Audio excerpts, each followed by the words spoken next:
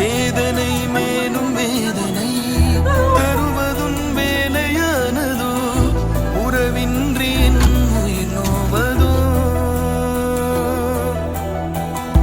கேட்டு நான் வாங்கவில்லை கொடுத்த நீ வாங்கி போவதோ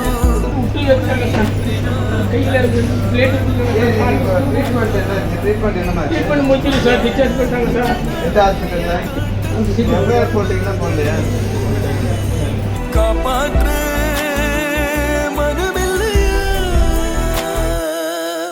மருத்துவமனையிலிருந்து டிஸ்சார்ஜ் ஆகி நேரடியா மாவட்ட ஆட்சியரை பார்க்க வீல் சேர்ல வந்த நபரை பார்த்து பதபதைத்து போயிருக்காரு மாவட்ட ஆட்சியர். வீல் சேர்ல வந்த நபரை பார்த்த உடனே தன்னுடைய இருக்கையை விட்டு வேக வேகமா எழுந்து போய் குறைகளை கேட்டறிஞ்சிருக்காரு. மக்கள் குறைதீர் கூட்டத்துல இப்படி ஒரு சம்பவம் நடந்திருக்கு. மயிலாடுதுறை மாவட்டம் குத்தாலம் பக்கத்துல இருக்கக்கூடிய செங்குடி மாதா கோயில் தெருவை சேர்ந்தவர் சுந்தரராஜு.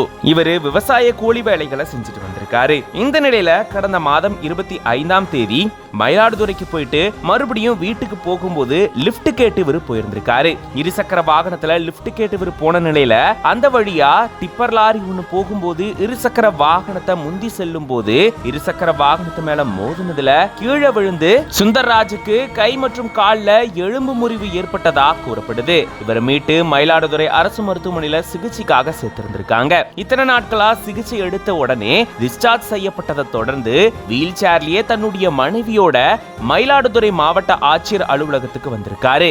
வீல் சேர்ல பரபரப்பா குடும்பத்தினரோட சுந்தர்ராஜு வந்ததை பார்த்த உடனே மாவட்ட ஆட்சியர் தன்னுடைய இருக்கையை விட்டு வேக வேகமா எழுந்து கீழே போய் அவர்கிட்ட குறைகளை கேட்டறிஞ்சிருந்திருக்காரு. விபத்து தொடர்பா புகார் கொடுத்து எந்த நடவடிக்கையும் குத்தாலம் போலீசார் எடுக்கல அப்படின்னு சொல்லி இவருடைய மனைவி கண்ணீர் விட்டு கதறி அழுதிருந்திருக்காங்க.